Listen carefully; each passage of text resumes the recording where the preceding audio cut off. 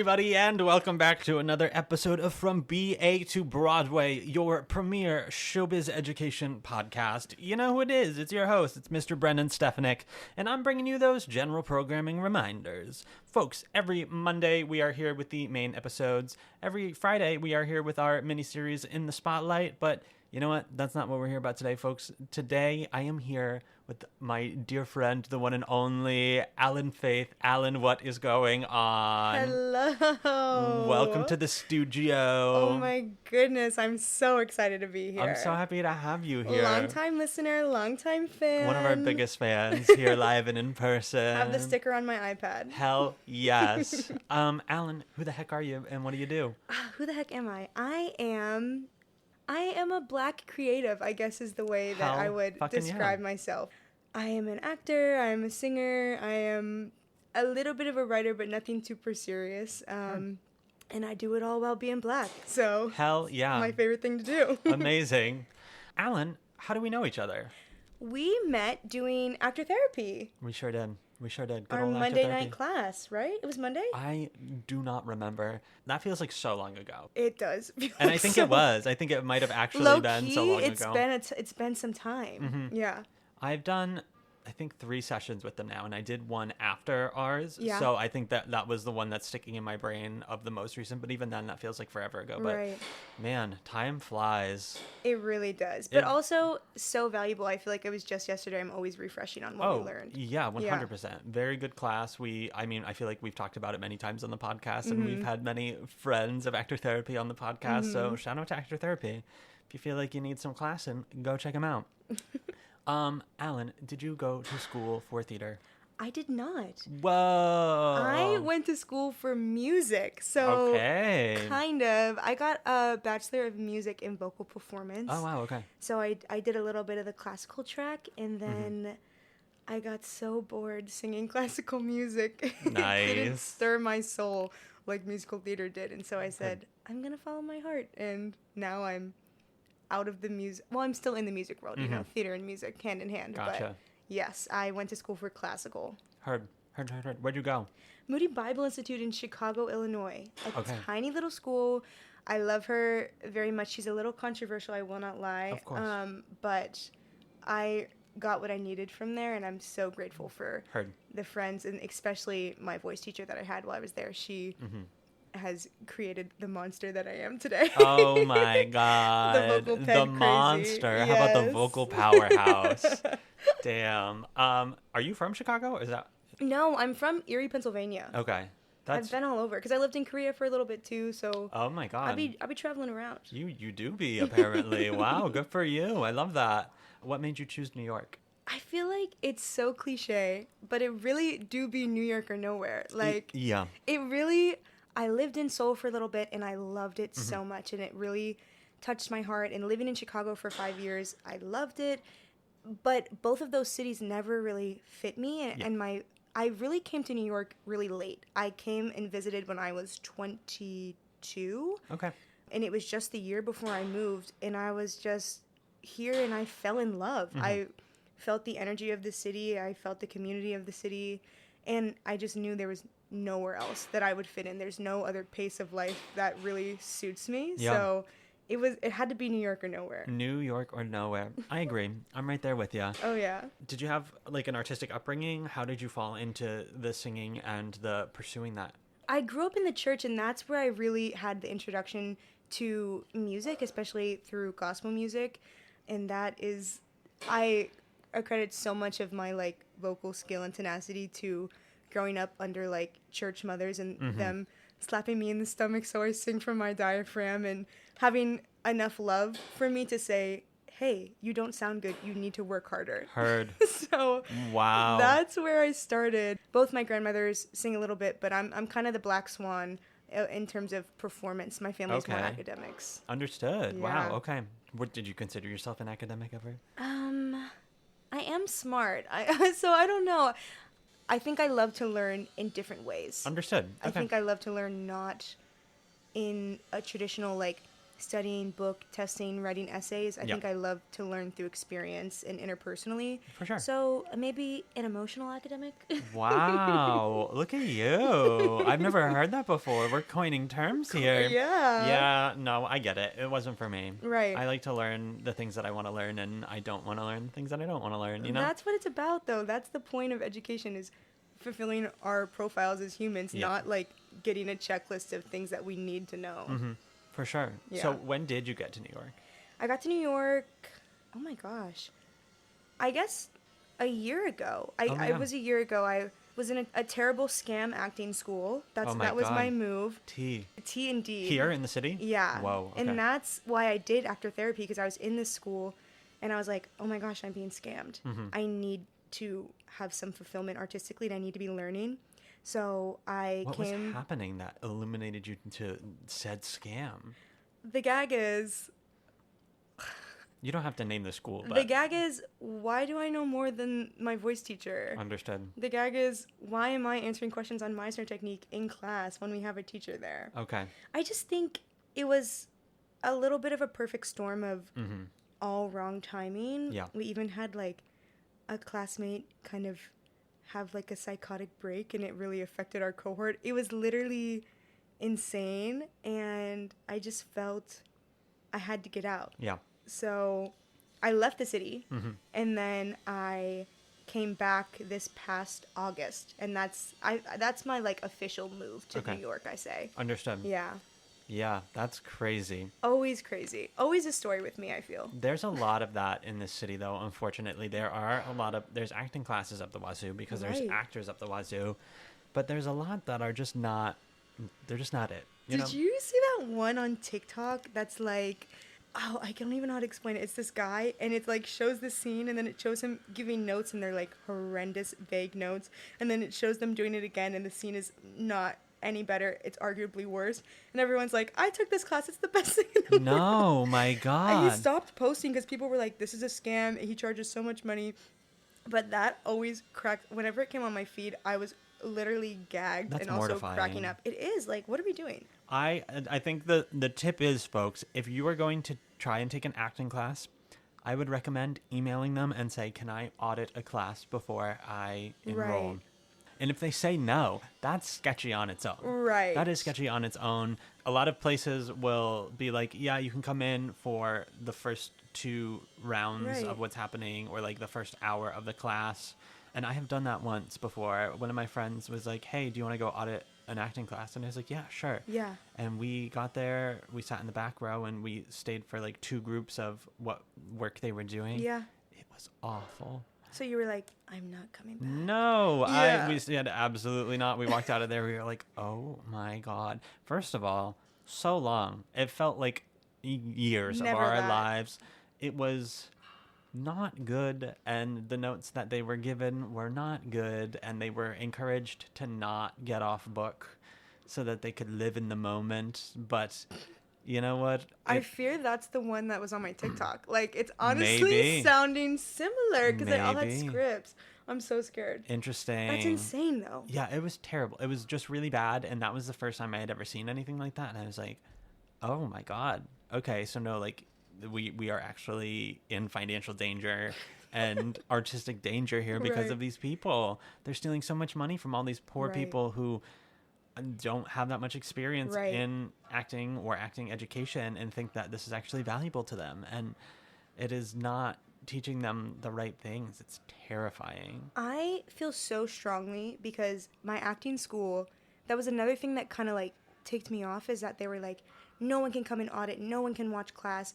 And I was like, I promise you, nothing we are doing is so sacred that it can't be shared with other people. Of course. Like, because that's the point of the art, is to share. Yeah. So it was so odd to me. And also, acting classes like that in the city are so common for people that can't afford like traditional artistic training. So then it's further exploiting people that this is already inaccessible to, and putting them farther off the course.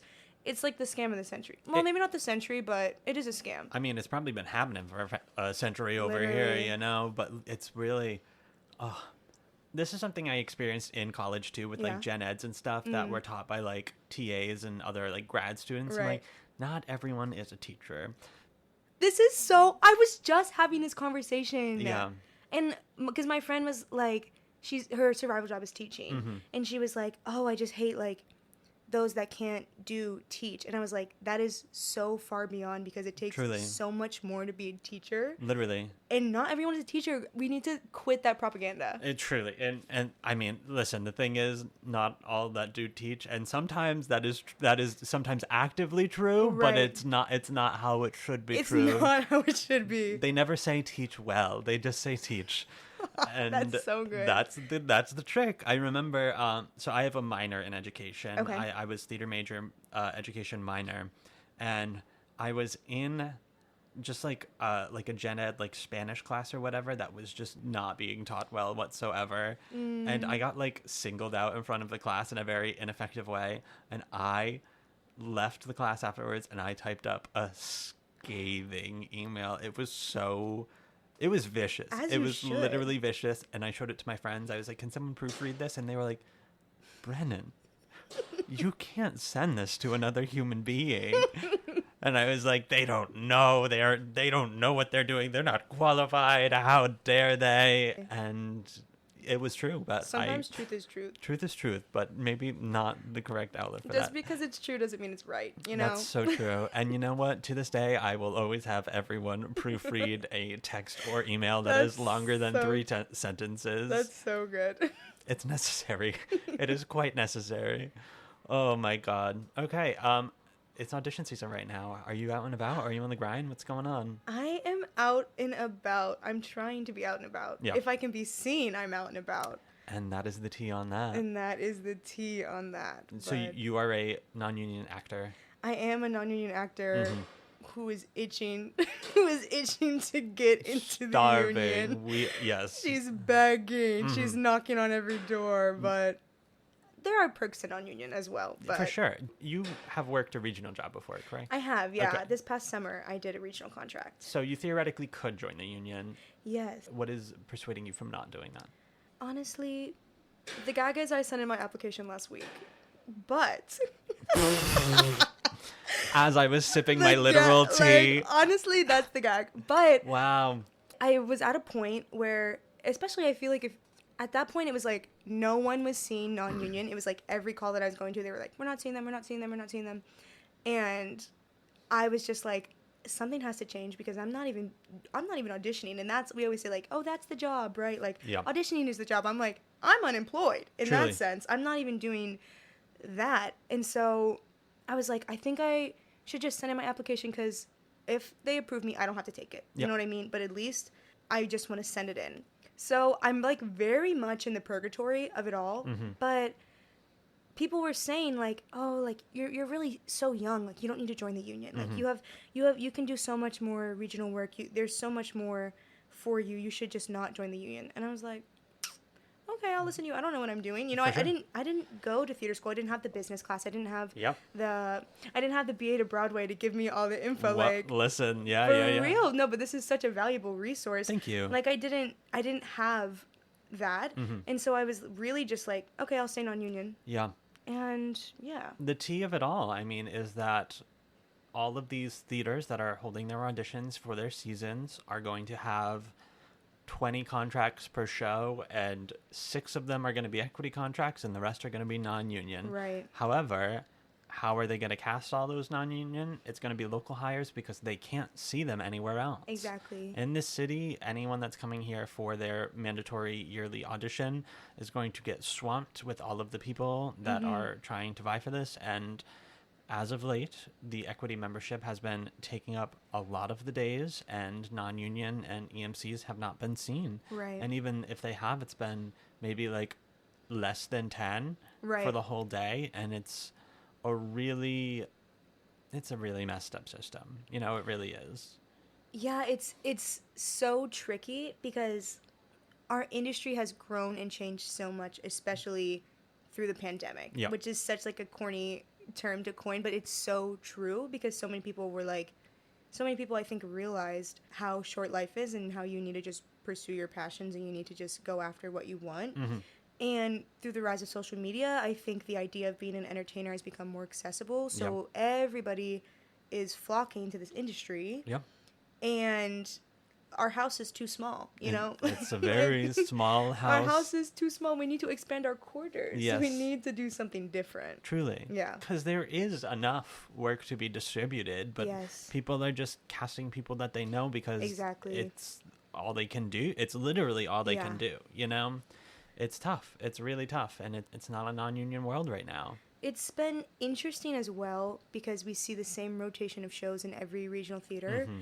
And being a Black woman and going into some of these calls, and I'm, you can't see me, but it's giving white passing. I will, like, that is my truth.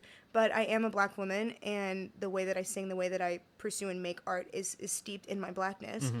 So when I go into an audition room and I bring in cultural rep, like stuff from Ragtime and stuff from The Color Purple, they're automatically like, you're not what we're looking for. Heard. And so it's also super interesting to navigate that, where I'm like, just because these characters aren't explicitly Black doesn't mean that they can't be, but regional theaters, in my experience, don't seem to be expanding that, or I've even seen a few instances where they're whitewashing their cast. Like, why are all three waitresses and waiters white? Like, what's going on with that? See, that's crazy. Right? That's absolutely wild. Like, sitting in a room and watching who's getting called back and seeing the common thread between that versus the girls all from the diaspora, all, like, from the BIPOC spectrum, not being asked to stay to dance and not being asked to bring in material. And I'm like, I'm pretty sure Becky is supposed to be Black. So why do we have beautiful performers that don't fit that criteria being called back? And, like, for them, they're working. But it's... And then they're standing next to two other white girls. Right. It's so interesting. Who also don't need to be white. Right. You know?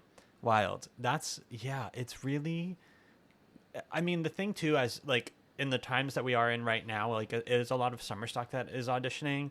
So it's right now it's a ton of waitress. There will always be Jersey Boys. There will always be Carole King. It will be all those things because a lot of the summer stock theaters are catering to these, like, beach towns and, like, these. It is summer theater because people are going there to verb summer. Yes. You know, they are summering there. To summer.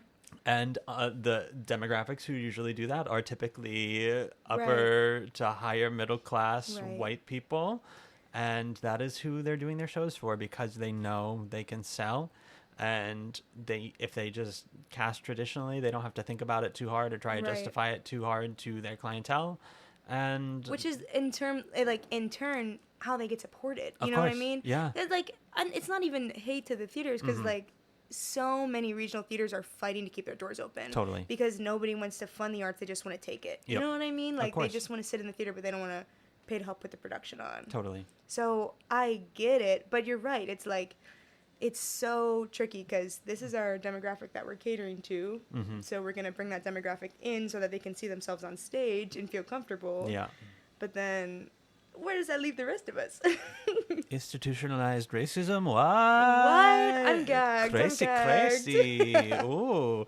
Yeah, it is. It's a messy time on so many levels. So many levels. But what else are we going to do? Science? Not me. Couldn't be me. Couldn't be me. I tried. Couldn't be me. You know, I gave it a shot. And that's on that. But yeah, it is, it's a messy world for our non-union friends right now. And as of this week, it got messier. It got a little messier. We'll talk about what it is in a moment, but I am so unsure of how I feel about this. And I felt so strongly in one direction immediately as soon as I saw this information. And then right after, I started getting input from other people that was the exact opposite. And I was like, interesting. Right. Am I wrong about this? But what I have come to feel is that it is a very gray area with a lot of different feelings on it. So because I do what I do for a job, I have a little bit of privy that others didn't have. So I'm curious to hear what your experience was, how you found out about this news, and what you were told and what your perception of it was, and if it was shaped by how you were told it all. What's so odd is that literally a month ago, because I was living in Chicago, I was in a few acting groups for, like, actors and for audition posting and notices, And there was a scandal that had happened at the Actors Equity building in Chicago having to do with an unofficial list. Interesting. Which was not, at least in my experience in auditioning, not super common in Chicago. It seems to be like a very New York thing. Heard. And so there was a little bit of a scandal with an unofficial list. So they had a meeting immediately. And they had posted in this forum, like, Equity will be making an official statement on what's going to happen to unofficial lists, but they're going to become a thing of the past. And I was like this small Facebook group, and I was like, this is tea. This is so tea because... Interesting. And I was like, surely if Chicago Actors Equity is making this rule, it'll apply to everyone. Yeah. Because I was like, I don't think they can just do... I'm not that up on the union. I don't have a membership I would yet. also be under that impression. Right. I was like, it has to be everyone. So I started telling people. I was like, guys, this is the tea in Chicago. They're saying that you can't do an unofficial list. And there was also something about recording in holding rooms, because there was another big scandal with the rise of influencers of, like, panning the room. Yeah, of, that's a lot. Which is a whole nother thing. But I love my theater influencers. Of course. We love them. We love them. I want to be one so bad. Oh my God, literally. Like, please. Sign me up. Please, please, please. A day in my life, it's me in bed. I know. I got to grind. But I had that in the back of my mind. Like, okay, I think the unofficial list is going to be a thing of the past. And then this past week, I get a screenshot from a friend, from one of my friends that's non-union, and we have been lamenting the non-union woes of the business. And he sends it to me, and he's like, praise God, like, we made it. And I was like, huh? And I read it, and it was, like, unofficial. It was from The Hustle. The Hustle, yep. And they had posted, unofficial list is no longer a thing. Like, this is what we know. We'll update more as it comes. And then also I was following the new list, which is fairly new. Do you know about the new list? Is it the QR code situation? Yes. I didn't know there was a page for it, but I did know it was a thing. And so I was also following them. And they were like, hey, I guess we're not needed anymore because the unofficial list is done. This is what we know. Thanks so much for the support. And then all the texts started rolling in of, like, all my friends. Did you hear? There's no more unofficial list. And I was seeing everything on TikTok, everything on Instagram. But, yeah, I found out through a text. It was, like, breaking news, at least for us non-union folks. Yeah. Yeah. And how did you feel about that? How did I feel? Before we continue, just to reiterate, we have talked about it before, but, like, an unofficial list in an audition capacity is a piece of paper that is usually taped to the outside of a building hours upon hours before it opens, in which people will travel to, write their name on, and then leave. And then when audition signups happen, a very helpful person would take that list and then transfer all the names in order onto the official list. And the idea was that if you were on the unofficial list, you then wouldn't have to wait outside the building for a long time, I believe. Right. But obviously it is just a piece of paper taped to a building. Yeah. Anyone can go and put their name on, and they can put as many names as they want. So, I mean, listen, I've done it. I would go, because I live so close to a lot of these buildings. Yeah. I'd be like, listen, y'all, like, I am going to go sign up on the unofficial list. I'll put your names down so y'all don't have to come down here. Right. You know, I'm going to go put our names on and go home and go back to bed anyways, but it is much more convenient for me to do that. Right. And then we can just all get there whenever and be on the list and have a spot, you know? So that was always my concept behind what the unofficial list was and, like, what its purpose was, right. You know? But I don't know. It seems as though to a lot of people it has become more of a hindrance. I can't pretend that I haven't benefited from the unofficial list. Of course. Like, shout out to my bestie Ian, who he's a man and he'd be up late and he goes and he'll sign us up, like, or he'll go at 6 a.m. and put me on the list so that I can sleep in and warm up and do all that jazz. So I definitely have benefited from it.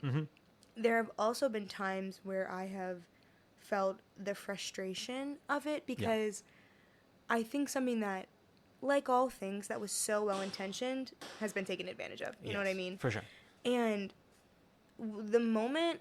I've always called myself an unofficial list hater, like, in the room. Okay. And I'm always saying, like, guys, I think it should be by who is here, like, who is in line, and then transfer the rest of the names. Yeah. But in terms of on the official list, I think it should be who's here, and then transfer the unofficial list. And I've always said, I'll be the... Because I think a lot of people think that. Yeah. But not everyone feels, I don't want to say safe enough, although sometimes it is really cutthroat. Truly, it can be. It can be a safety matter. Yeah. Like sometimes the girls are scary. Yeah. They're so scary. So much love. They're just passionate, you know? Of course. Listen, everyone's hungry. Right. Everyone's hungry, and there's so little food or so little opportunities to get that food. And they're physically hungry because it's so early. Yeah. And nowhere's open except that little place across the street, Essence, I think. Literally. Yeah. Truly.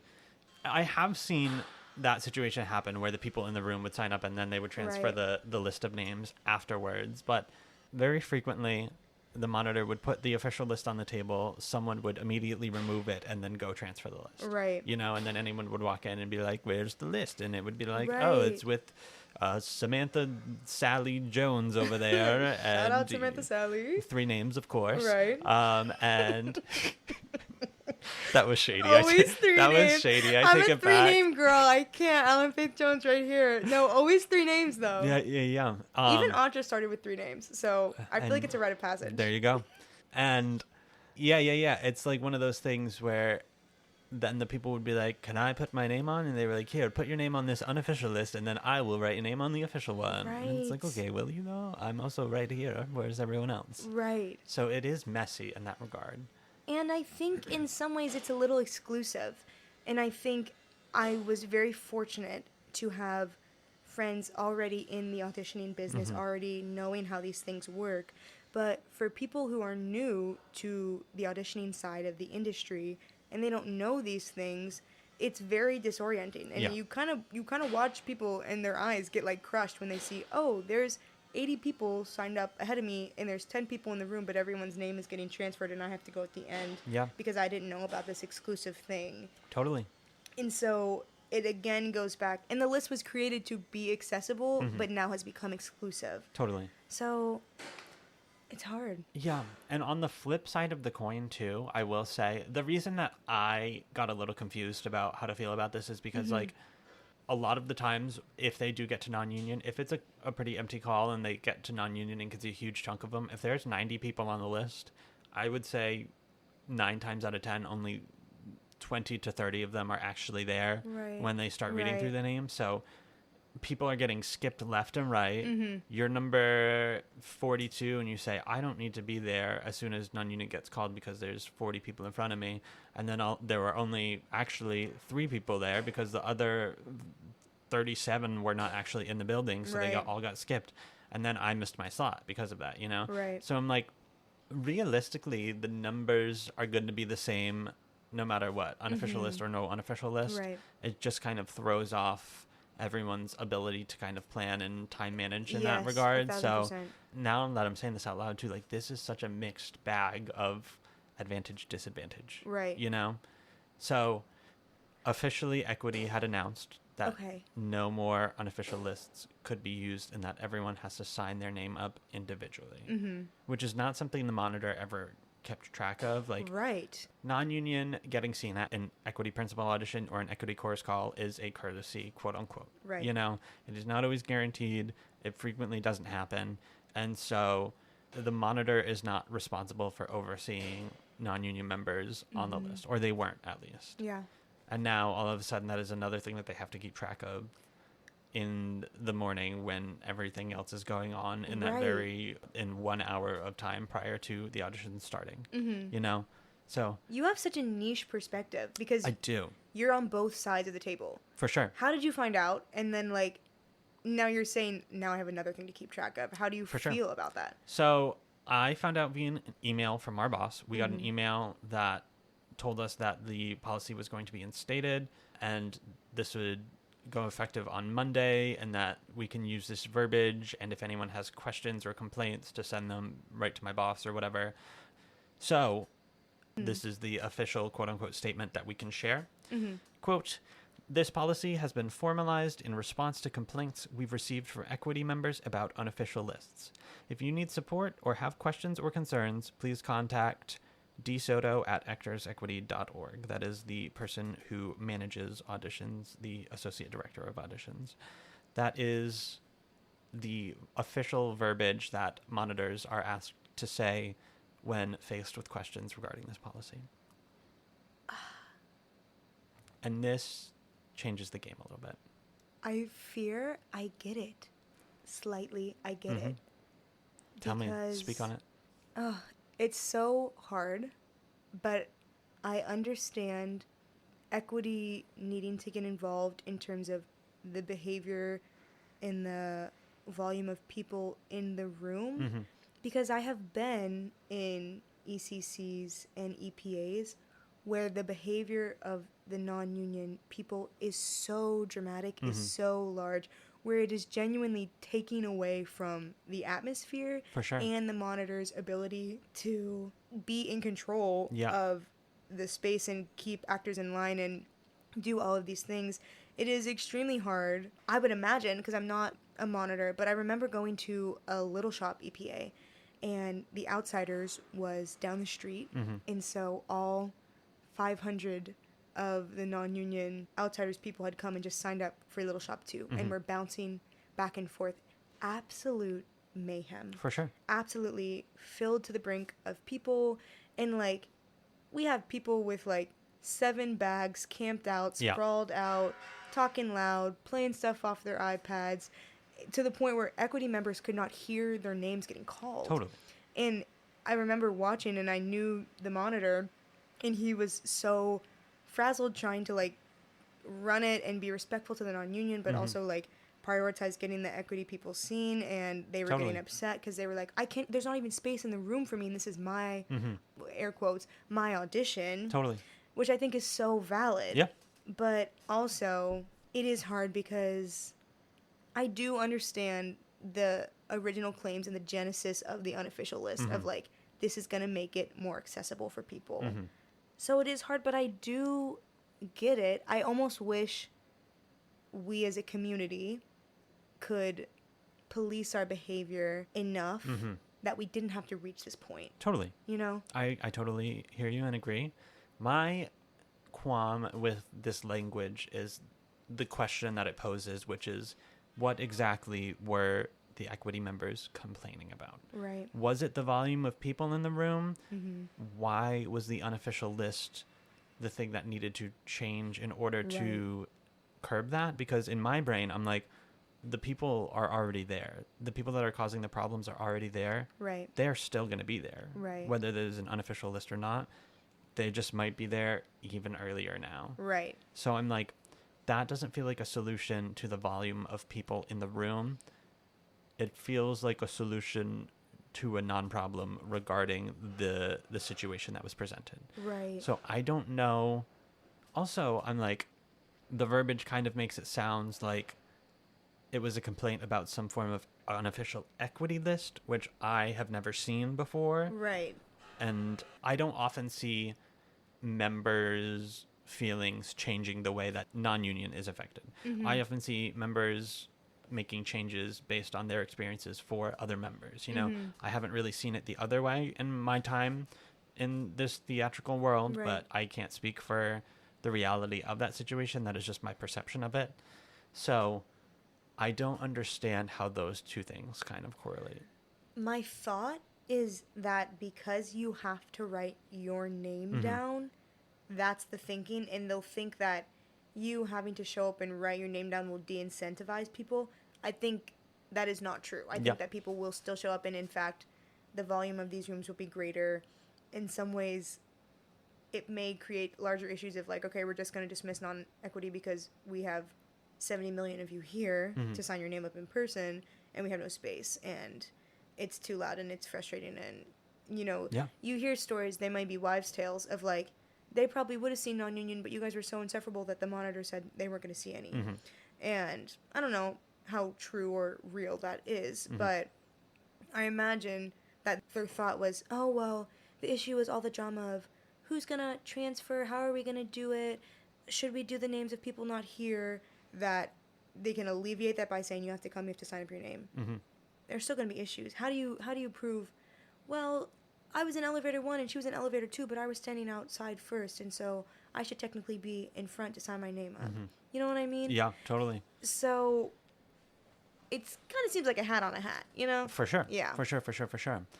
The only kind of, in terms of the equity world, there are these things called agent access auditions that happen every month. Any agent that is affiliated with the Actors Equity Association has to come and give folks the opportunity to audition for them. And those auditions are specifically for equity members, and the signups start at 4 p.m. Right. So oftentimes they will form an unofficial line in the 4th floor holding room, which is where they happen, Right. to hold their spots so that they can sign up in the order that they got there. They have, on occasion, taken to creating an unofficial list so people don't have to spend their whole day waiting in that holding room. Because that building opens at 6 a.m., and sometimes people will show up at 6 a.m. to start that line for the 4 p.m. sign up. Wow. Yeah. That's a whole day. It's a whole day. But that's the way it's kind of created. And unfortunately, just as much as people are hungry for auditions for theaters, they are also hungry for agents, because it is also very hard to get an agent or a manager in this industry, you know? So that is the only situation that I have seen any form of unofficial members list. But I can't imagine this whole policy would be created just because of that, you know? Yeah. I'm so gagged over the 4 o'clock sign. I'm Oh getting my there God, at 6:30. Yeah. Well, the thing is, though, they start after the audition day ends. So the auditions officially start at 7 p.m. and they end at 9:30 or 10, maybe. And it's just like they just go down the list in terms of who's being seen. There's no appointments. You just show up? There are appointments, Okay. but there's only X amount of appointments. So people are showing up to get on an alternate Like list a or list to or a get B list, the yeah. slots. It's the same process as an EPA. So there Okay. are 2 open slots available per time slot or whatever. So people are fighting for those walk-in slots and then for the alt list as well. Right. And I have seen upwards of 80 people in the room trying to get a slot or a spot on the alt list for that. It's rough all over. So it's just like another weird situation where people are fighting tooth and nail. So, yeah. Yeah, I don't know.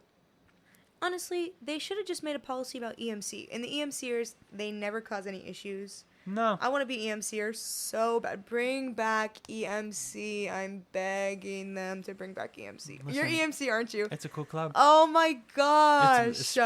Talking about exclusivity. Literally. Yeah. The thing is, it looks like an exclusive club, but it's really just a dying breed. It's just who can hold out the longest to take their Literally, card after before it you take your card. expires. It's who can hold out or who's going to just take their card and get it over with. Oh my gosh. I fear I want to be EMC so... Because to me, I think that's so valuable. I think that's... And the way that works in auditions is so valuable. I think that way of joining the union was very valid and good, but that's also me as a person who I like tangible evidence that I can track that I am succeeding and growing, you know. I'm like, this is my Pinkberry loyalty punch card, you know. every week I work, I get a little punch on it, and after I work so many weeks, I get to join the union, you know. It is a sense of accomplishment in that regard. But once again, it is the matter of how are you getting these jobs, how can you even work and accrue these points. So I kind of get it, but I think it has resulted in an oversaturation of members trying to be seen at auditions. So that's another reason why non-union can't get seen, is because the membership is larger than it has ever been. Yes, because it's pay to play. It is pay to play. It's so pay to play, which in some ways is nice. Like, open access gives more money to the union, which in turn can keep it running and funding. So hashtag go union, like, thank you. Totally. But also, this is the monster in me. Let it out.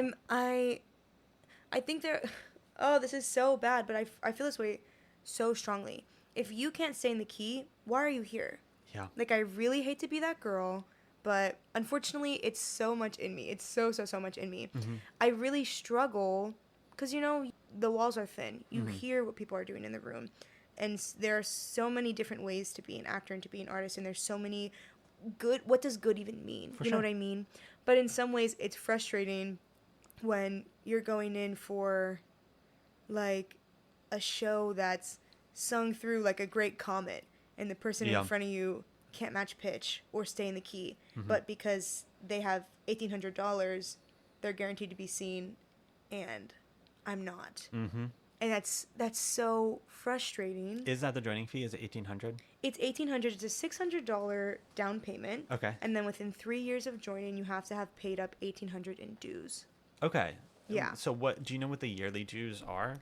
I don't know what the yearly dues are. I think as you're joining, it's just paying up to the $1,800. Okay.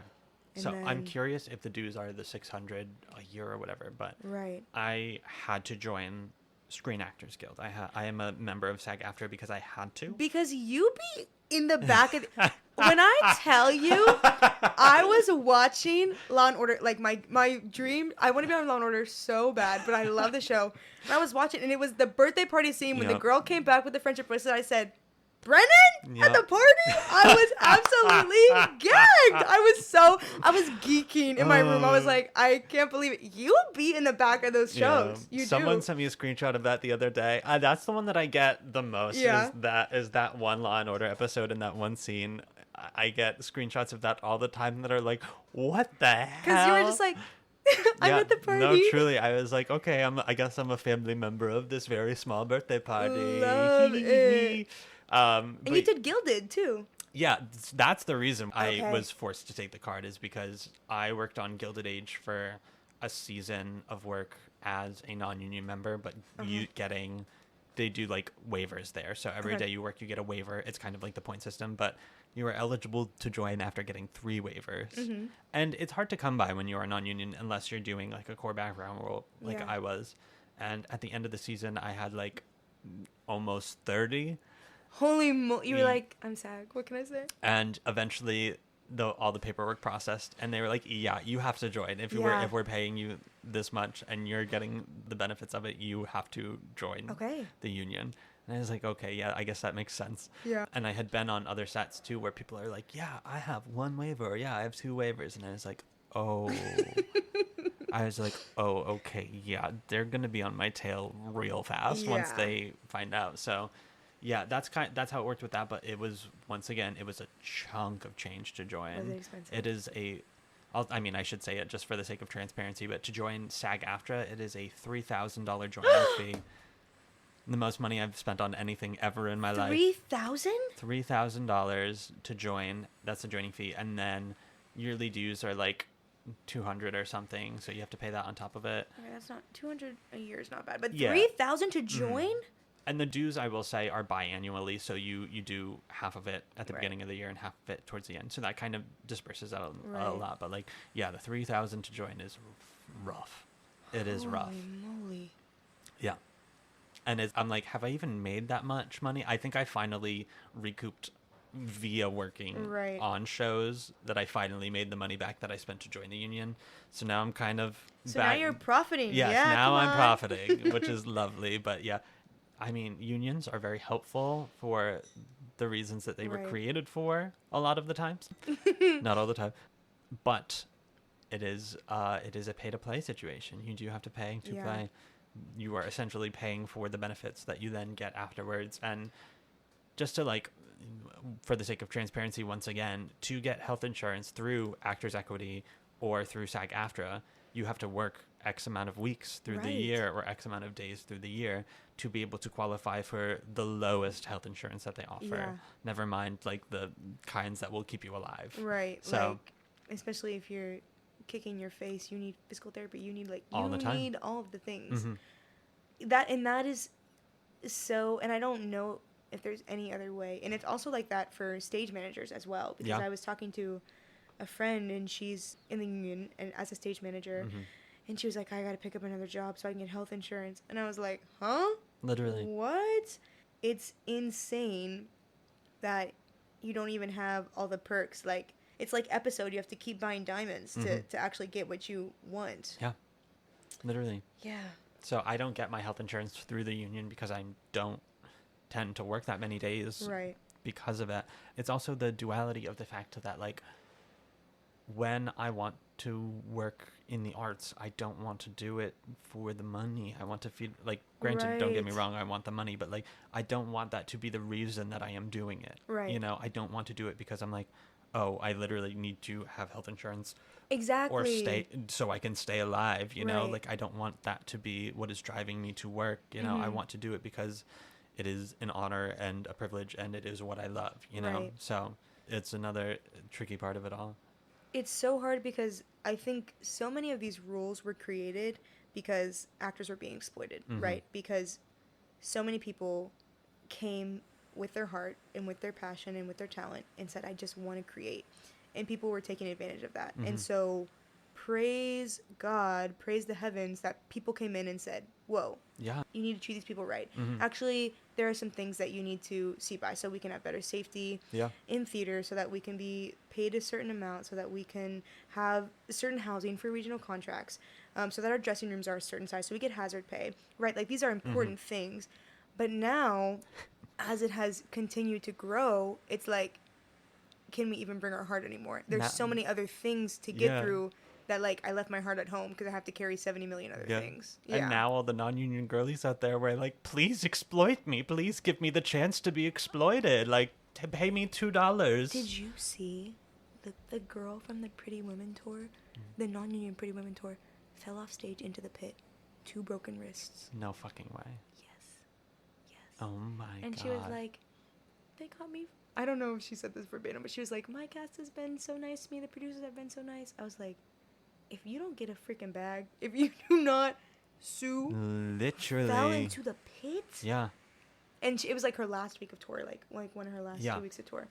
And yeah, she fell into the pit, 2 broken wrists. That's terrifying. Yeah. And like, I don't know for sure, but I don't think that would happen on an equity tour. Oh, you know what I mean? No. Yeah. It's like, oh my God, I'm going to look this up before I share this fact. Come on, fact checker. Literally. So I'm from Massachusetts. And there is a theater there. I have a friend who was like, oh, I was asked to audition for this summer theater. She's a college student right now, trying to work professionally in the industry. And she had her first regional gig last year. I'm wicked proud of her. But she was like, oh, I got asked to audition for this show at Priscilla Beach Theater, which is a non-union theater in Massachusetts. And I was like, no. Yeah. That is capital N non-union. There was a couple of years ago, they were doing a production of Hairspray. And during a rehearsal, there was some unsafe lift that happened in which it resulted in one of the actors being paralyzed. Literal paralyzed. Your life, well, I don't want to say your life is over. Yeah. There's so much more to life, and there's so much more fulfillment, even if you are quadriplegic. 100%. But nothing, $400 a week is not worth that. No, absolutely not. Yeah. And like, theater can be dangerous. Right. Especially on a Broadway stage with so many moving literal mechanical things. Like, it can be so dangerous, and there is a reason that people need to be protected. Right. So it's a twisted world that we're in right now. Yeah. So, woof. But boy, would I love to get seen at an audition. Right. Literally. I will say, so I went to an audition this week, and I was like, okay. And I went, and I signed up on the official list, and I left it on the table because they said, don't even pick it up. Yep. And I got seen within like 20, 30 minutes. Sick. And I was like, and the room seemed to be pretty controlled of like who was there, and people were cycling in and out faster, and it was a less popular call. So I think that obviously, you know, if you're going to like a Dear Evan Hansen call, obviously that's going to be packed at the wazoo. But there was something nice to know that like, oh, at least everyone signed up had to physically be here. Yeah. You know, everyone came out, and at that point everyone was being seen and was going to get seen. Totally. So the one experience I've had with the official list being all that there is good, but you know, I don't know, especially as it's getting to that time where all the Broadway shows have their like obligatory ECC, EPA, yeah. So truly, there are a lot of calls that are happening that are less popular that I will say people are getting seen at. There was one yesterday. It was Gun and Powder. That's what I went to. Oh my God. Okay. Yeah, I went to the ECC. Okay, so I ran that call yesterday for the EPA, and it was empty. Yeah. It was absolutely empty. There were like, I would say throughout the day, there was probably, I would say maybe 40 people total that got seen throughout the entire day. The groups were between 1 to 3 people. There were very few that had more than 4. But yeah, it was wild. But you know what? There were only 7 non-union members, I think, in the course of the day. So obviously everyone got seen, but there are those random calls like that. But then once again, like on the breakdown for the EPA, it's like all these roles have offers out except for this one, you know, or whatever. So it's like, okay, so what are we fighting for, you know? Here, I have a question for you. Please do, yeah. What are your thoughts on going to get seen by the casting director, not for the show? I think that if it is a call like that, where it is not taking away an opportunity from someone who is necessarily right for a show that they are offering, great. I definitely think it's important to get yourself in front of casting directors, and I do encourage people to go audition for that reason, but I would say be selective about what calls you go to, because the reality of it is, like, many calls will be only for 1 or 2 roles in a show in a season, and there are people who need to fill those roles. There are people who would love to be considered for the opportunity to fill those roles. That's a personal opinion, you know? Yeah. I definitely say get yourself in front of casting directors in an audition room so you don't have to pay to play to take an audition masterclass with them or whatever, but be mindful of the space that you're taking up. I mean, the reality of the situation is everything we do in this world, we are taking up space in some way, shape, or form, and it's just a matter of, is that worth it for everyone and everything? Because we are just one cog in the machine, and if we put ourselves in a different place, it may be taking away the space for the cog that's actually supposed to go there. You know? And oftentimes, too, it's just like the casting directors are going to have a long day, and they are actively looking for this thing, and then something comes in that is just not even in the realm of that. And it's like, okay, so, like, this is kind of a waste of our time. You know? So 1,000%. they have a job to do as well. And it's one of those things where you have to be smart. You have to have that kind of social tact to be like, yes, this is worth everyone's time to do this, you know? And, like, if there's a show in which all the roles are already cast, it says so on the breakdown, in that instance, I'm like, great, go in for it. Push comes to shove. You get an understudy track or whatever, you know? Great. But, like, that is a great example of when it is appropriate to do that. If there is a season that is doing a show and the only 2 roles that are open require black actors, I don't want any white people at that call, even though there are white roles in that show. I don't want you going for the understudy track at that audition, because that time needs to be taken up by the people who should fill the roles that are open. Me at Little Shop, I was like, BFFR, you are not a celebrity. You are not going to be Seymour or Audrey.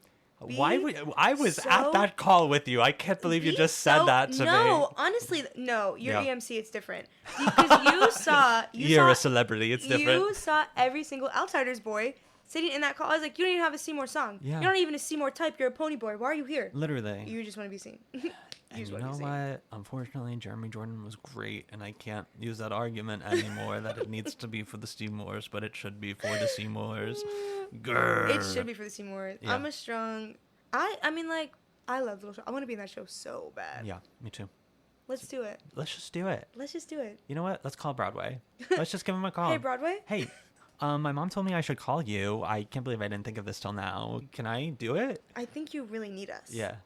We'll campaign for that. Well, let's record a self-tape. We'll put it out on TikTok, and we'll work our way there. The future of casting. No more unofficial lists. Now it's all TikTok self-submissions. Literally. And let me tell you, folks, if you're tagging agents and casting agents on your TikToks, good for you for your boldness, but that might not be the way to do it. I don't know.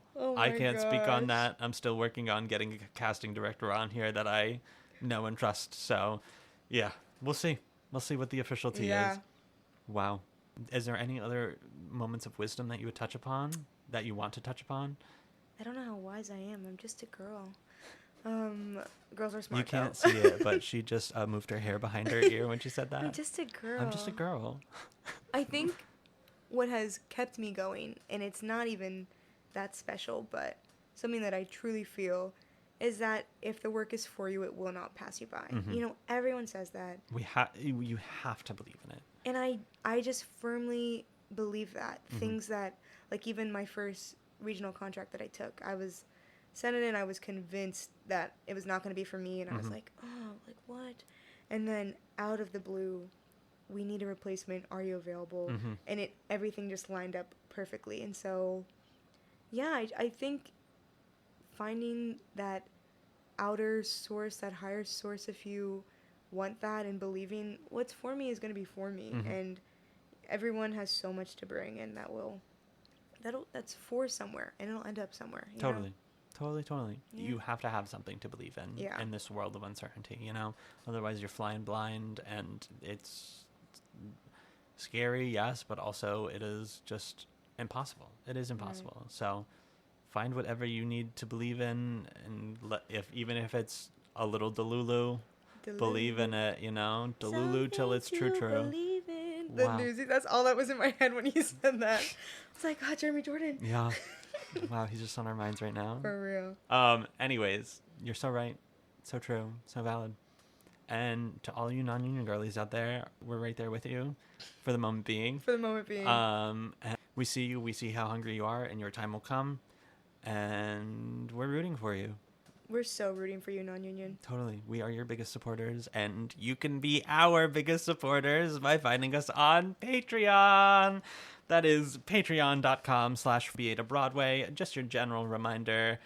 We are not gatekeeping any vital information on there. That is just for fun, silly bonus content, silly stories told by the people I trick to being on this show with me.